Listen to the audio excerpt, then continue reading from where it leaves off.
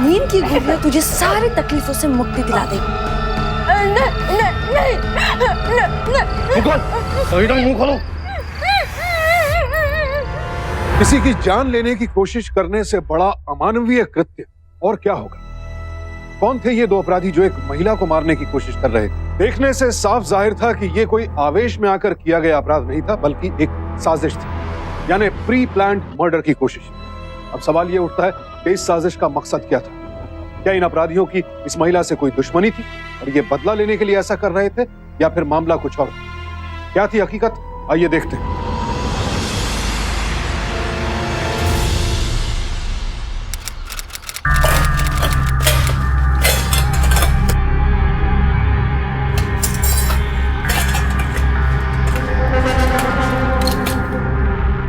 Good morning मम्मा।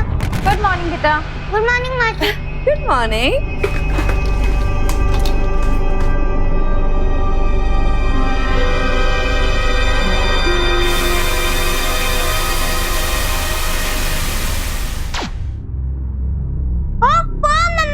ये TV की cable फिर से चली गई। बेटा सुबह टीवी नहीं, चलो जल्दी से आकर नाश्ता करो। नहीं, मुझे टीवी देखनी है। अक्षत, कोई बात नहीं अक्षत, मैं अभी केबल वाले को बुलाकर केबल ठीक करा देती हूँ, ठीक है? चलो चलो अभी नाश्ता, चलो चलो। क्या कविता अभी तक तैयार नहीं हुई हो तुम? हाँ, अरे जल्दी करो यार, मेरी प्रेजेंटेशन है, मैं लेट हो जाऊंगा। बस आ गई। अक्षत को नाश्ता तो करा दो। दीदी आप चले जाओ, अक्षत को नाश्ता मैं करा देती हूँ। अगर जीजू चले गए ना तो आपको बस के धक्के खाकर जाना पड़ेगा। थैंक्स यार। एंड अक्षत यू पूरा नाश्ता फिनिश करना है। और हाँ, छुट्टी इसका मतलब ये नहीं कि पूरे टाइम टीवी में लगे रहोगे, पढ़ाई भी करनी है। ओके चलो यार, अब लेट हो रहा है। हाँ, जल्दी बस करो। अभी आई।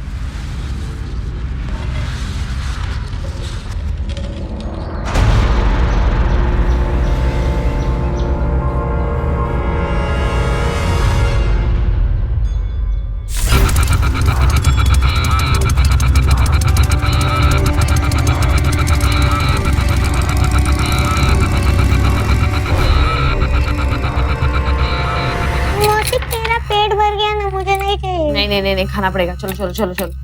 खाया नहीं अभी तक कुछ नहीं। और दीदी मेरा हो गया, मैं घर जाऊँ? हाँ हाँ तुम चल जाओ। ये जल्दी जल्दी खा लो, ओके? फिर मैं केबल वाले अंकल को बुलाकर जल्दी से केबल ठीक करा देती हूँ और फिर तुम अपना कार्टून देखना, है ना?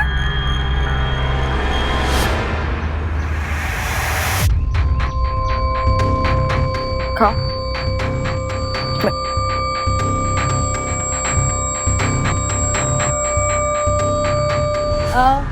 बेटा ये लो, तुम ना अपने हाथ से खा लेना, ठीक है? मैं अभी केबल वाले अंकल को फोन कर दे रही हूँ, ठीक है ना? ओके।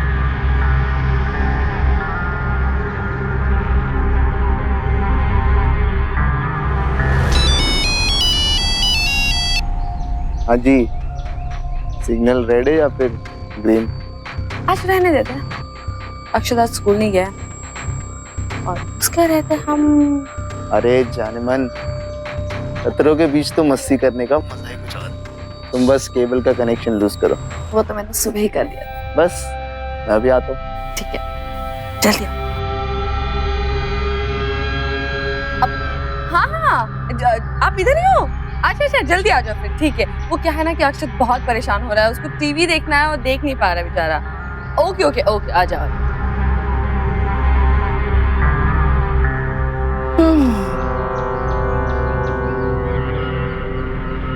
आजा अंदर, टीवी ठीक कर।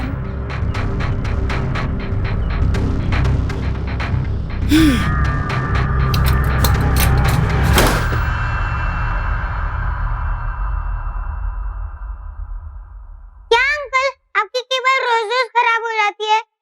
टेंशन ना ले चैंपियन, बस अभी ठीक कर देता हूँ।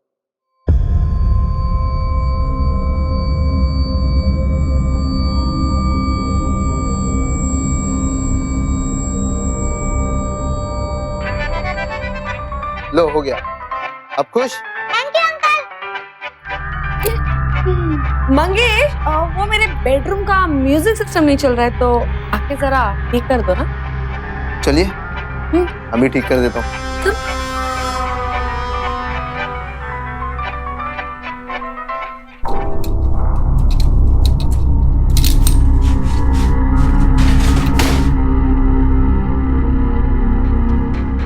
पहले कड़ी तो लगाओ।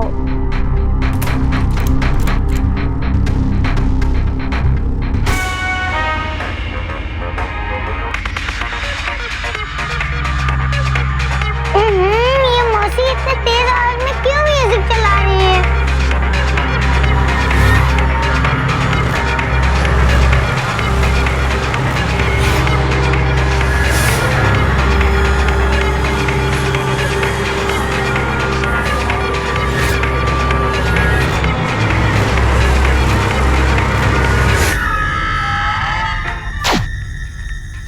अरे मंगेश अंकल, ये केबल फिर से चली गई। ओहो, Mangesh uncle, Mangesh uncle, Mangesh uncle, TV फिर से खराब हो गया है। मंगेश अंकल, मंगेश अंकल,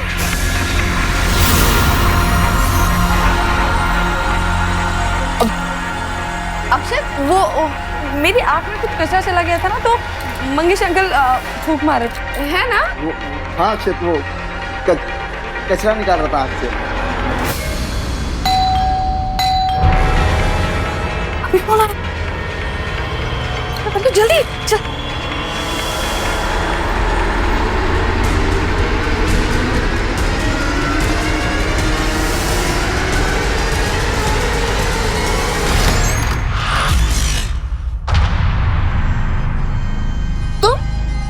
तुम यहाँ पर क्या कर रहे हो? मैंने कहा ना मुझे तुम्हारे साथ नहीं रहना है, और मैं तुम्हें डिवोर्स पेपर्स भेज चुकी हूँ ना। मुझे भी तुम्हारे जैसी औरत के साथ रहने का कोई शौक नहीं है। वो तो बस माँ ने कहा था।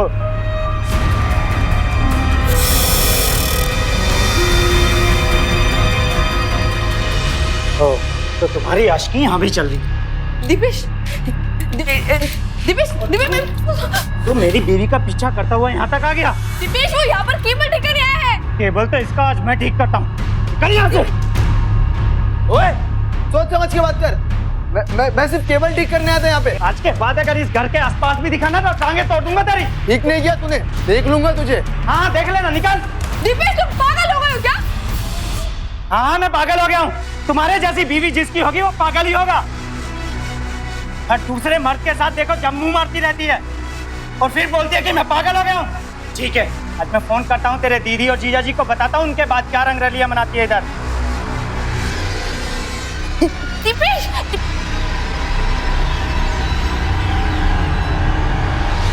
सरासर झूठ बोल रहा है आदमी। कितना गंदा आरोप लगा रहा है मुझको। मैं और उस केबल वाले के साथ ठीक। जो एक औरत अपने पति के मार और ताने सुनकर भी उसके साथ रह सकती है, लेकिन अपना पति अपनी बीवी पर शक करे तो वो कैसे रहेगी? बताइए ना जीजू। सिर्फ इसीलिए मैं इस इंसान के साथ नहीं रह सकती। ये हर दम मुझ पर शक करता रहता है। मैं तंग आ गई जीजू, मैं तंग आ गई, मैं नहीं रह सकती। शक नहीं है, सच्चाई है, सच्चाई। जगन भाई साहब, ये जो आपकी साली है ना, साली, ये पूरे जगत की इस घरवाली बनना चाहती है। और वो केबल वाला क्या पता हो जाता होगा आपके पीठ पीछे। उसे मैंने ही बुलाया था। केबल नहीं चल रहा था इतने दिन से, इसलिए मैंने उसे रिपेयर करने के लिए बुलाया था जीजू। केबल नहीं चल रहा था इसलिए बुलाया था या फिर रंगरलियां मनाने के लिए? इनफ, बस कीजिए दीपेश। बहुत देर से मैं आपकी बकबक सुन रहा हूँ। ये तरीका अपनी बीवी से बात करने का है? किस तरह का आदमी है अभी? कोई शरीफ लड़की कैसे रह सकती है इसके साथ? देखिए दीपेश जी, हम कुछ बोल नहीं रहे हैं, इसका मतलब ये नहीं है कि हम कुछ भी उल्टा सीधा सुन सकते हैं। आप प्लीज चले जाइए यहाँ से। मैं अपनी बहन को अपने पास रख सकती हूँ, लेकिन आप जैसे इंसान के साथ कभी नहीं भेज सकती। लेकिन दी, प्लीज जाइए यहाँ से।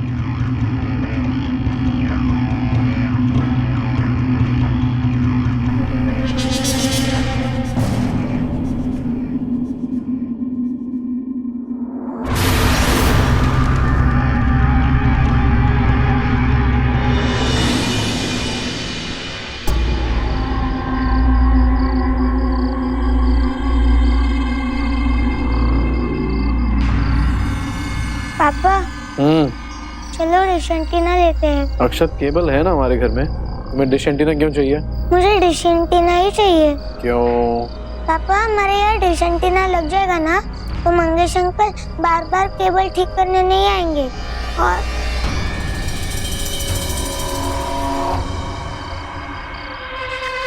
और क्या?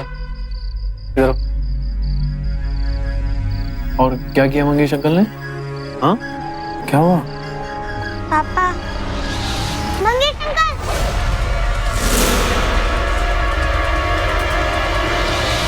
पापा मौसी बहुत गंदी है।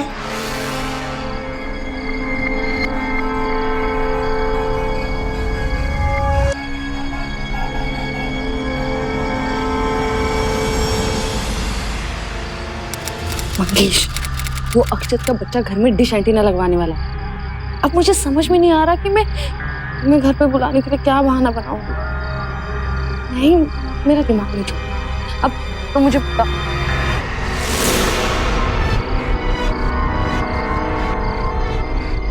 जीजू, वो मैं अपनी सहेली से बात कर रही थी, लेकिन आप यहाँ? वैशाली, मुझे अक्षत ने सब कुछ बता दिया। तुम आजकल किस सहेली के साथ इतनी बातें कर रही हो? वो जीजू, अक्षत को ना गलतफहमी हो गई है। ऐसा कुछ भी नहीं है। इट्स ओके, डरो मत। मैं तुम्हारी दीदी को कुछ नहीं बताऊं, और मैंने अक्षत को भी बोल दिया कि वो अपनी मम्मी से कुछ नहीं करेगा। वो जीजू, वो मैं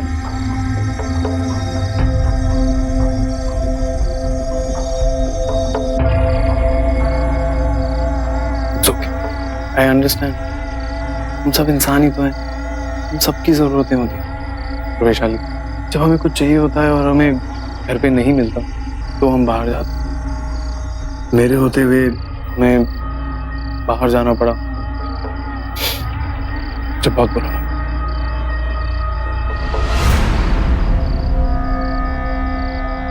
तुम घबराओ मत, मैं तुम्हारे साथ, तुम्हें डरने की कोई जरूरत नहीं। इसे तुम समझ रही हो ना कि मैं क्या कह रहा हूँ?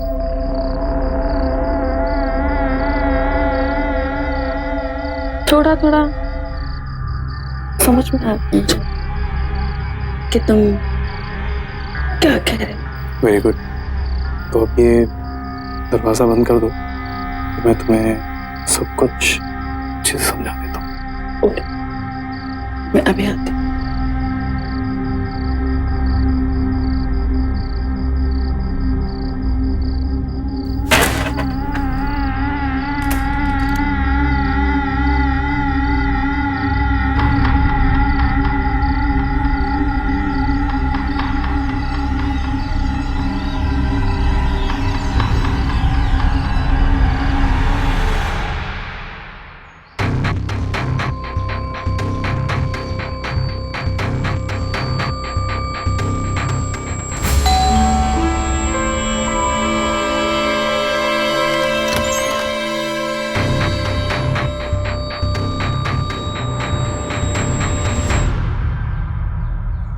किधर? अंदर। और किधर?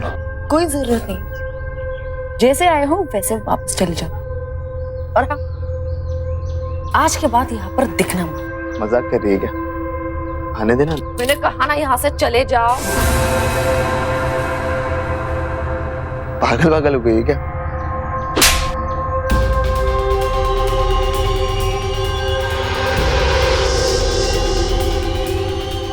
आज के बाद अगर तू वैशाली के आसपास भी नजर आया ना, मुझे पुलिस के हवाले कर दूंगा, समझा?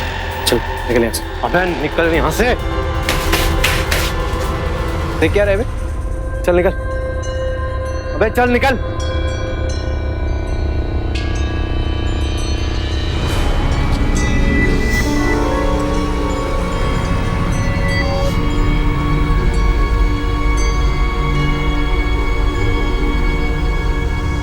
क्या बात है, आज दोपहर में आ गए? ऑफिस में मन नहीं लग रहा था क्या? क्या करें, तुम्हारी खुशबू खींच लाई। अच्छा,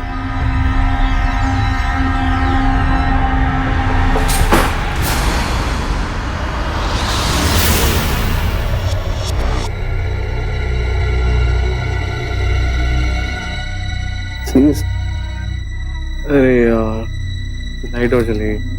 अब कोई बात नहीं, हमें लाइट की क्या जरूरत।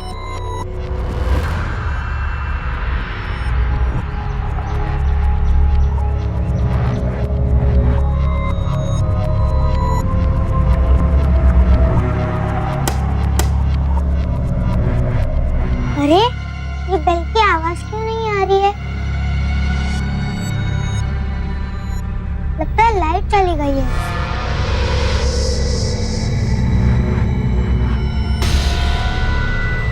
अक्षत, अगर कभी आप घर आओ अकेले और कोई घर पे ना रहे ना, तो देखो मामा चाबी यहाँ पे रखी है, यहाँ से लेके ताला खोल लेना, ठीक है?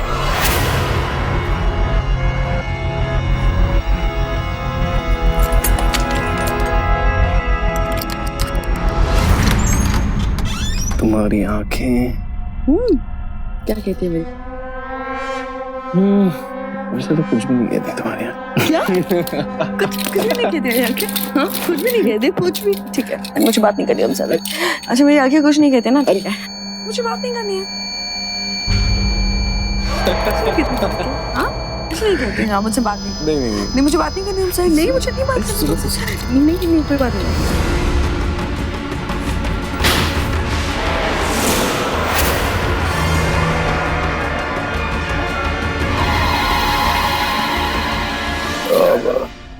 अक्षत, आप अकेले ही आ गए?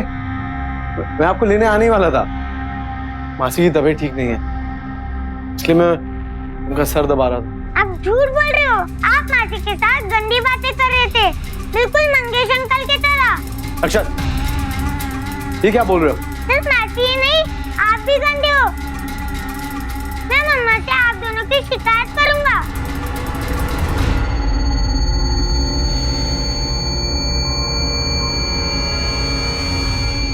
अक्षत,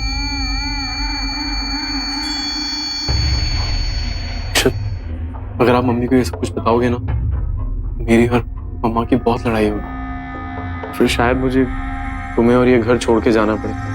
पापा के बगैर रहना चाहते हो? नहीं। नहीं ना? प्लीज मम्मा को कुछ मत बताओ। हाँ, मैं मासी से बात भी नहीं करूँ, पक्का, आई प्रॉमिस। बच्चे गलतियां करें तो माता पिता उन्हें डांटते हैं, लेकिन अगर जगन कुशवाहा जैसे पेरेंट्स खुद घिनौनी गलतियां करने लगे तो अक्षत उम्र में छोटा जरूर था, लेकिन सही गलत की समझ थी उसे, और वो जानता था कि उसके पिता जो गुनाह कर रहे हैं उससे उसकी माँ को कितना दुख पहुंचेगा।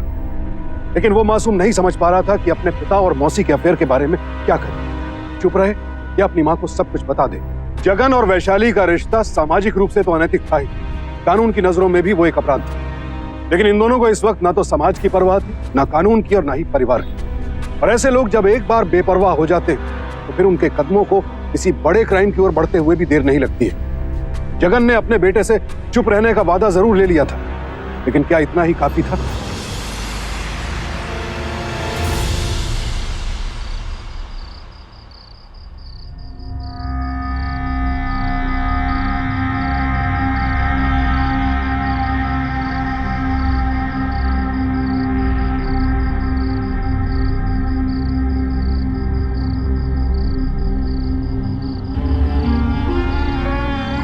लगता है पापा मौसी के कमरे में गए हैं। मम्मा, मम्मा, पानी। तो वहाँ टेबल पे रखा, जाओ पी लो। मुझे ठंडा पानी चाहिए। अभी जाओ ना। मुझे तो हमेशा डर लगा रहता है। उस दिन अक्षत ने सब कुछ देख लिया, फिर उसने अपनी माँ को बता दिया ना, सब कुछ खत्म हो जाएगा। पापा कहाँ है तुम्हारे? मुझे क्या पता, देखो बाहर जाके।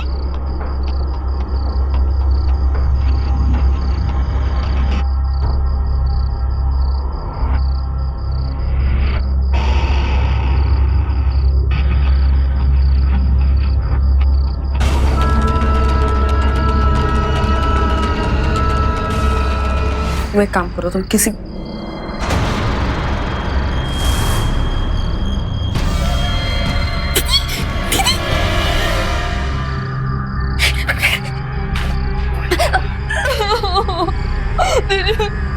जीजू, मैं दीपेश के साथ नहीं रह सकती। जीजू, मैं नहीं रह सकती उसके साथ। जीजू बेहतर होगा कि मैं मेरा तलाक हो जाए जीजू, मैं नहीं रह सकती उसके साथ।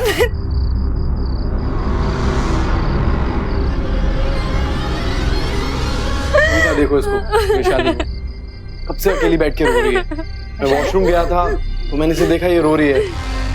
दिपेश को लेके अभी तक परेशान है। शादी देखो, जैसे ही तुम्हारा दिपेश के साथ डाइवोर्स हो जाएगा ना, मैं एक अच्छा सा लड़का ढूंढकर उसके साथ तुम्हारी शादी करा दूंगी। लेकिन अब ये सब सोचना बंद करो और रो। बस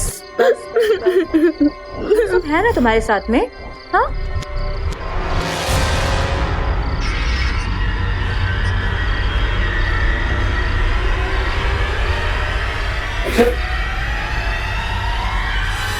अक्षत, तुम सोई नहीं अभी तक? आपके लाड सबको ठंडा पानी चाहिए था, जिद करके भेजा है मुझे बाहर। बस फिर इस रूम की लाइट चालू देखी तो मैं यहाँ आ गई।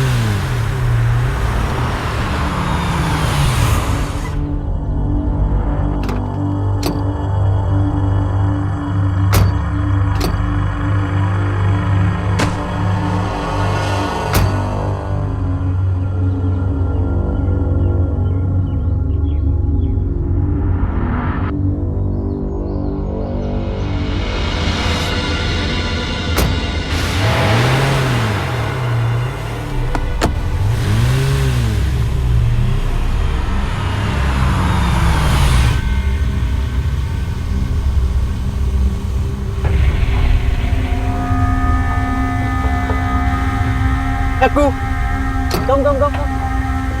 अरे देख क्या रहा है? पापा के बॉस की गाड़ी है, आजा। मम्मा पापा तेरे को मूवी दिखाने ले जा रहे हैं। वो नई एनिमेशन फिल्म आई है ना, वही। आजा। गेट बंद कर।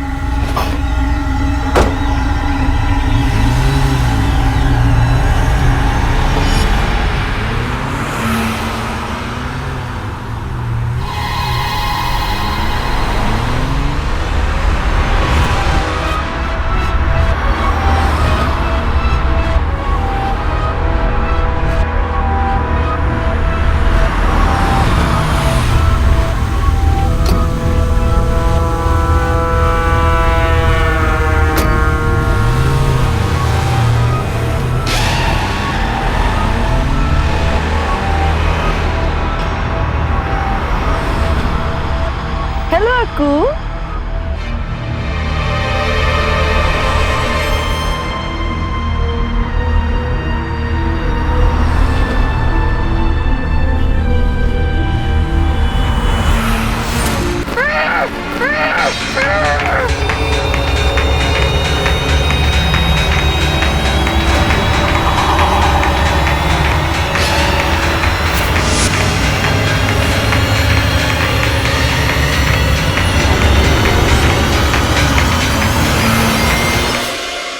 दीदी मैं दोपहर से अक्षत को ढूंढ के थक गई, मुझे समझ में नहीं आ रहा कि वो कहाँ चला गया। लेकिन वैशाली, तुम्हें मुझे दोपहर में ही बता देना था कि हमारा अक्षत नहीं खो गया है। सब मेरी गलती थी। मैं अगर अक्षत को टाइम पर पिक करने चली जाती तो ये सब होता ही नहीं। पता नहीं अब क्या होगा। कहाँ ढूंढने अक्षत को? मुझे टेंशन आ रहा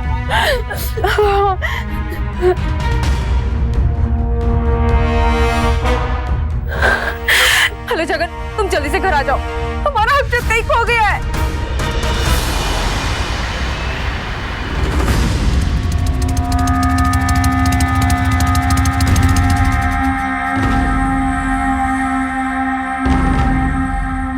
जगन, मैंने सब जगह पता कर लिया है, अक्षत का कहीं पता नहीं चल रहा है। क्योंकि पुलिस ने कंप्लेन करा दी है, वो ढूंढ लेंगे अक्षत। तो कुछ होगा तो नहीं ना? हमारा अक्षत ठीक तो होगा ना? कुछ नहीं होगा।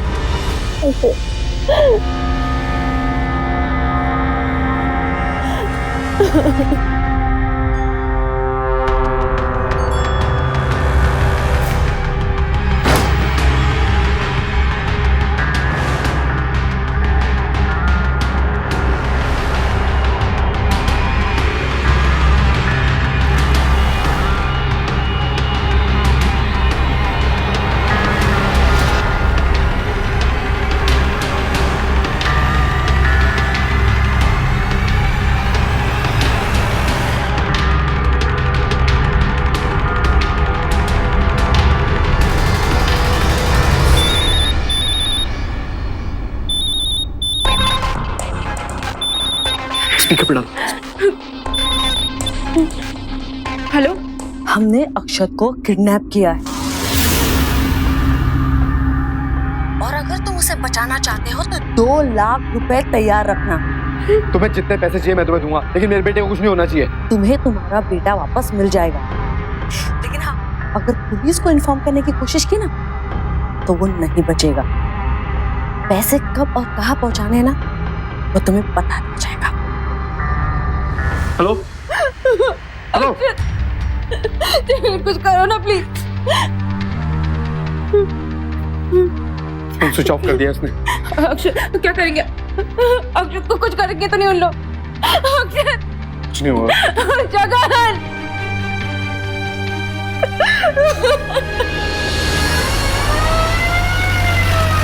जगन जी, ये बताइए, जिस नंबर से आपका फोन आया था तो क्या आपने उसे कॉल बैक किया क्या? सर कई बार किया सर, पर वो फोन नहीं लग रहा है, वो फोन स्विच ऑफ जा रहा है। तुम्हें नंबर लिखा? जी सर। देखिए, आप चिंता मत करिए, अगली बार जैसे ही उस नंबर का फोन आए ना हमें इन्फॉर्म कर दिएगा आप। जी सर। चलो। जगन, तुमने पुलिस को उनके बारे में क्यों बताया? कविता, उन्होंने कहा था ना कि अगर हमने पुलिस को किडनैपर्स के बारे में बताया तो वो अक्षत को मार देंगे। पर कविता, क्या गारंटी के पैसे लेने के बाद वो हमारे अक्षत को वापस कर देंगे?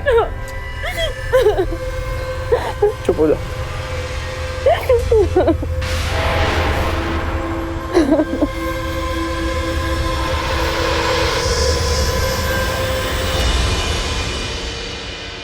ये लो दूसरा सिम, इस बार इससे फोन करना और मेरे फोन पे फोन करना, ठीक है? और प्लीज थोड़ी आवाज बदल के बात करो, किसी को शक हो जाएगा। थोड़ा खौफ लेके आओ अपनी आवाज में। ओके।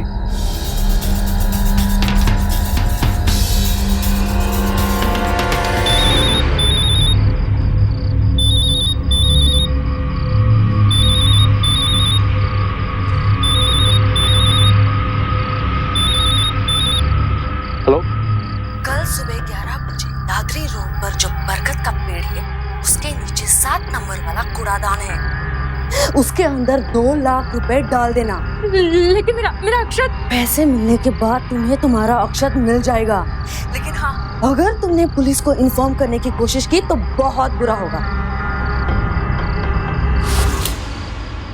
Hello, hello, hello. काट दिया उसने।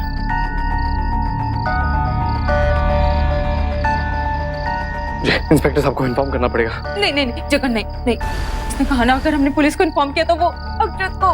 प्लीज कविता, हम पुलिस को ऑलरेडी इन्वॉल्व कर चुके हैं, उन्हें बताना होगा, तो सब बिगड़ जाएगा। मुझे मेरा अक्षत चाहिए किसी भी हालत में। हमारा अक्षत मिल जाएगा। तुम्हें क्या लगता है मुझे मेरे बेटे की फिक्र नहीं है?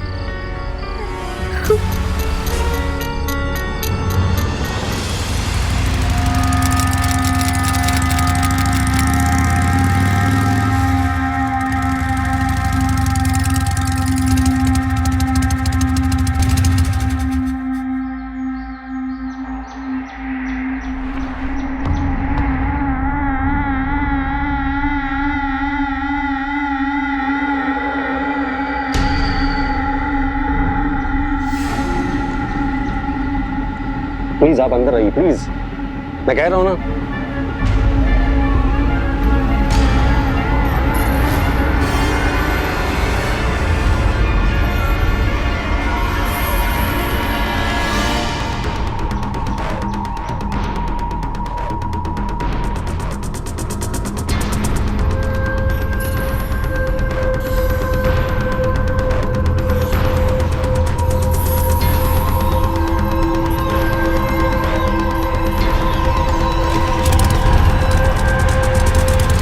बहुत हो गया।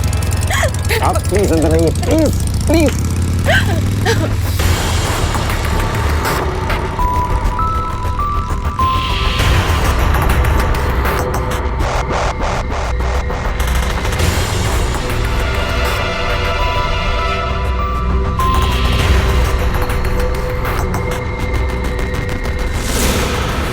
अक्षत,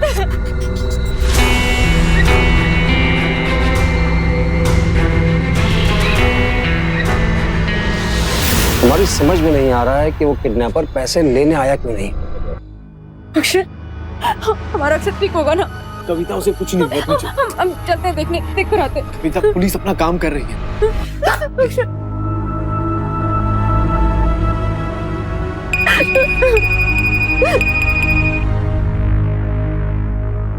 तुम लोगों ने पुलिस को खबर करके अच्छा नहीं किया। जिस कूड़ेदान में तुम लोगों ने पैसे रखे थे, उसी कूड़ेदान के बगल में एक बरगद का पेड़ है जिसपे लाल कपड़ा बंधा हुआ है। वहीं तुम्हारे बच्चे की लाश पड़ी है। निकिता, निकिता, निकिता।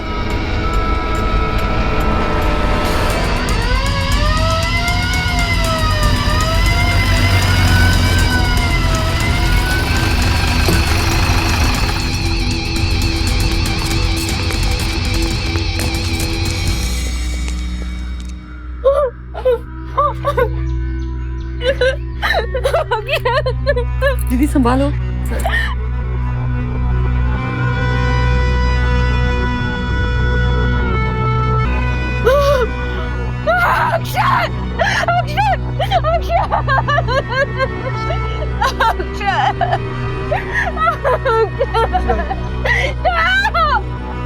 सब तुम लोग की वजह से हुआ है। मैंने कहा था पैसे दे के मेरे बच्चे को छुड़ा लो। दीदी प्लीज संभालो।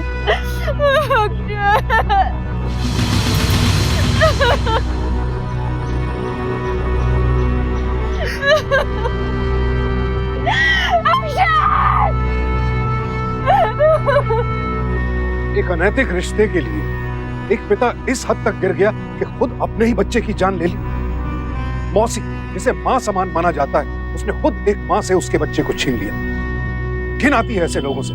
इंसान नहीं, हैवान है ये लोग। जगन और वैशाली इतने शातिर थे कि उन्होंने बड़ी आसानी से पुलिस को भी गुमराह कर दिया। और अक्षत की मां कविता, क्या वो बेचारी कभी जान पाएगी कि उसके बच्चे की जान किसी पराये ने नहीं, खुद उसके अपनों ने ली थी। और इन अपनों से अब खुद उसकी जान को भी खतरा था। देखिए मैडम, मुझे बहुत दुख है आपके बच्चे के जाने का। जिस बच्चे और उसकी मां ने अक्षत को कार में जाते हुए देखा था, उन्हें उस कार का नंबर याद नहीं है।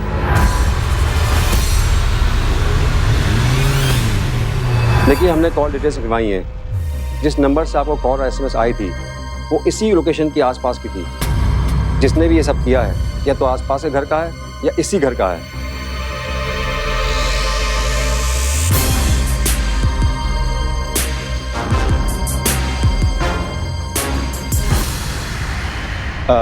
देखिए, आप चिंता मत करिए, अपराधी जल्दी हमारी गिरफ्त में होगा।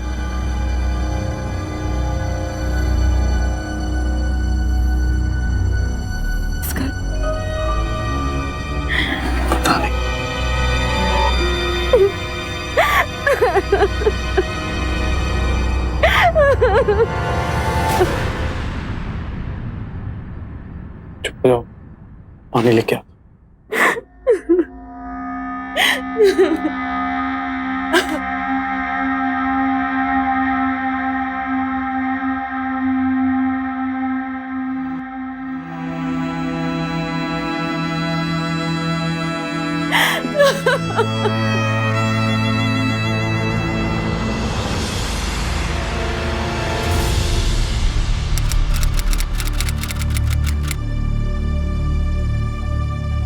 दीदी, ये सिम कार्ड छोटी दीदी के कमरे में बेड के नीचे पड़ा था।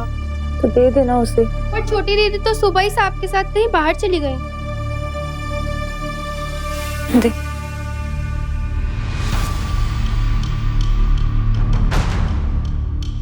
देखिए, हमने कॉल डिटेल्स लिखवाई हैं। जिस नंबर से आपको कॉल और एसएमएस आई थी, वो इसी लोकेशन के आसपास की थी। जिसने भी ये सब किया है, या तो आसपास के घर का है या इसी घर का है।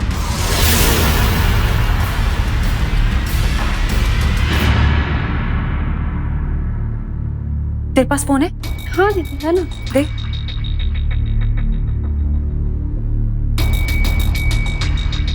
तू एक काम कर, जाके बेडरूम की सफाई कर। मैं थोड़ी देर में देती हूँ तेरे को फोन।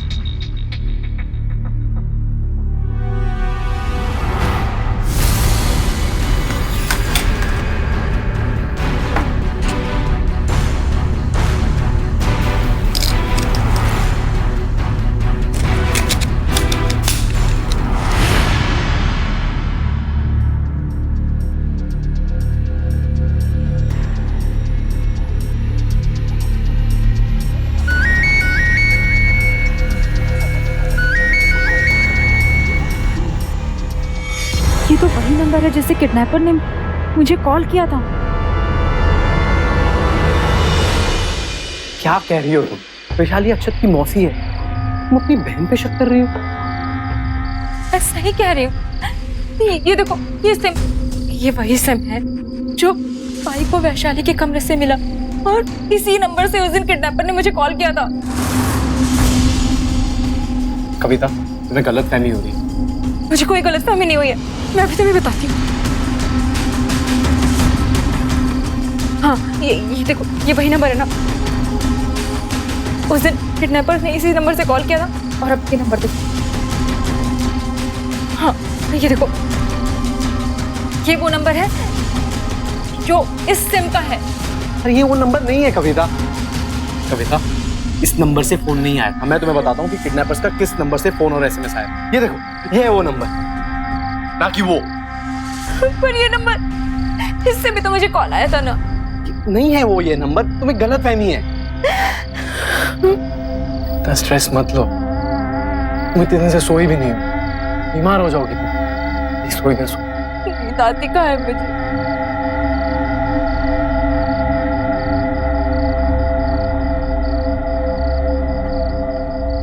इसलिए नींद की दवाई ले लो। मुझे नहीं खाना। क्योंकि तुम्हें कुछ हो गया तो मैं तो अकेला रह जाऊंगा ना। मैं थोड़ा आराम।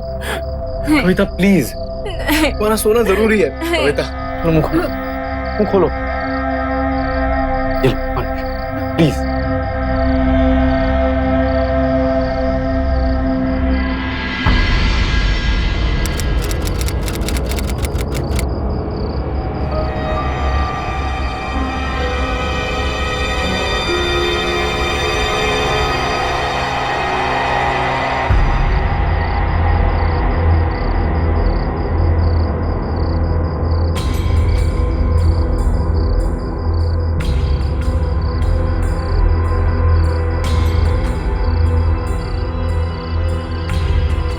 तुम इतनी बड़ी बेवकूफ कैसे हो सकती हो? हाँ, अरे इस को फेंक देती, जला देती, यहाँ पे यूं छोड़ दिया तुमने। इतना गुस्सा क्यों कर रहे हो? हो गई ना गलती, मैंने जानबूझ के क्यों ना किया। बात बताओ।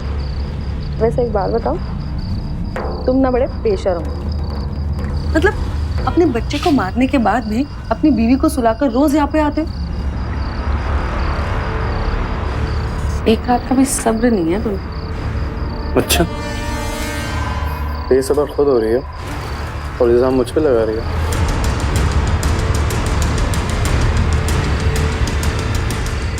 पापा कहाँ है तुम्हारे? मुझे क्या पता, देखो बाहर जाके।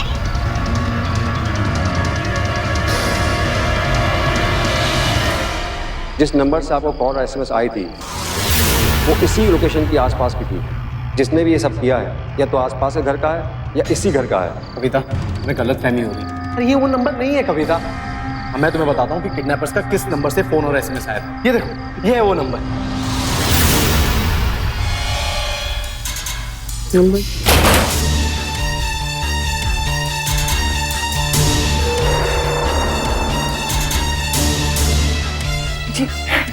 जीजू मतलब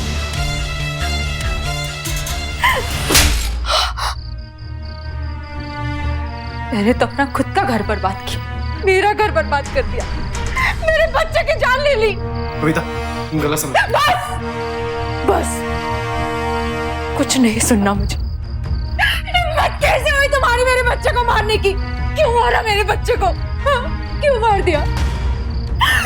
सिर्फ इसीलिए मार दिया था क्योंकि तुम दोनों के गंदे रिश्ते के बारे में पता चल गया था उसे। उसे पता चल गया था, इसलिए मैंने उसे मार दिया। तुम जाओ, नींद की गोलियां लेके आओ उसे। वैसे भी तंग हो गया हूं तुमसे झूठ बोल बोल के।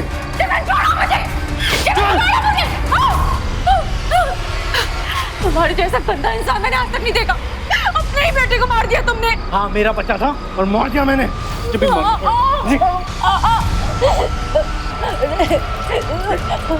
क्यों कर रहे हो ऐसा? छोड़ो मुझे। तकलीफ हो रही है ना? ये नींद की गोलियां तुझे सारी तकलीफों से मुक्ति दिला देगी। डांस के मुंह में।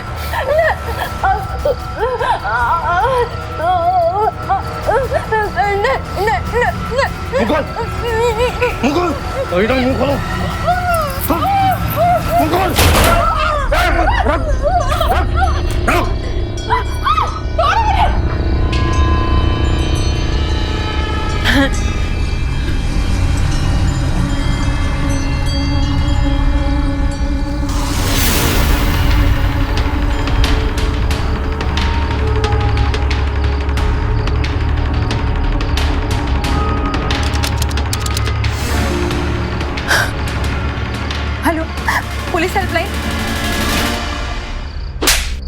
आज से तू मेरा कुछ नहीं है और तू भी नहीं है। एक माँ से तो माँ होती है। मर गई थी क्या तुम्हारी आत्मा? मेरे मासूम से अक्षत को मार दिया तुम दोनों ने। और तू तो बाप था ना उसका, जिसे पैदा किया उसे ही मार दिया तूने। क्या तुम पागल हो गई हो क्या? इंस्पेक्टर साहब, इसकी दिमागी हालत ठीक नहीं है, उसको कंट्रोल में कर रहे थे। वो दिखाई दे रहा है, अपनी बीवी को मारने की कोशिश कर रहा था। ले चलो दोनों को, अभी तेरी गलतफहमी थाने में निकालता हूँ। इंस्पेक्टर साहब, आप पूछिए उससे। शर्म आती है ये देखकर कि कैसे लोग हवस में इतने अंधे हो जाते हैं कि उनके लिए खून के रिश्ते बेमानी हो जाते हैं, रिश्तों का ही खून कर डालते हैं। और यहाँ तो इन लोगों ने एक मासूम बच्चे तक को नहीं छुआ। इस तरह की वारदातें सिर्फ रिश्तों को ही नहीं, पूरी इंसानियत को शर्मसार करती हैं। और ऐसे अपराधियों की हम कड़े शब्दों में निंदा करते हैं। जगन और वैशाली को अक्षत की निर्मम हत्या, कविता को जान से मारने की कोशिश, पुलिस को गुमराह करने, आपराधिक षड्यंत्र और नाजायज संबंधों के जुर्म में आईपीसी के सेक्शन 302, 307, 203, 120B और 497 के तहत उम्र कैद की सजा सुनाई गई। आजकल खतरा सिर्फ बाहरी अपराधियों से ही नहीं है, बल्कि घरों में अपनों के भेष में छिपे अपराधियों से भी है। इसीलिए चौकन्ने रहें। अगर किसी अपने की कोई बात जरा सी भी संदेहजनक लगती है तो उसे नजरअंदाज करने के बजाय अच्छी तरह से छानबीन करें। सावधान रहें, सतर्क रहें, सुरक्षित रहें। इसी प्रार्थना के साथ अब मैं सुशांत सिंह आपसे विदा लेता हूं। फिर मुलाकात होगी ऐसी एक और सत्य घटना के साथ। देखते रहें सावधान इंडिया, फाइट बैक नाउ।